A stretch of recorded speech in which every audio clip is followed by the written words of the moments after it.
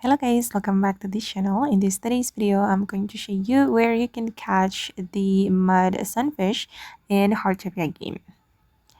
Okay, let's get into it guys. I'm going to show you my fish observation.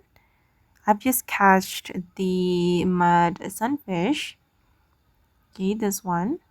I got 5 star. I'm sorry, 4 stars.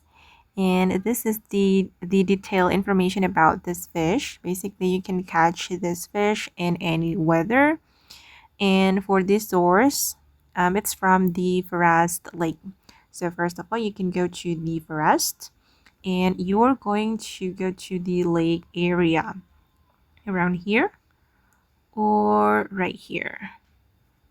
And okay, just cast your rod here, and if you're lucky, you will get the mud sunfish. Okay guys, and that's how we can catch the mud sunfish in Heartopia game. I hope this video will be useful for you. Thank you so much for watching, and bye.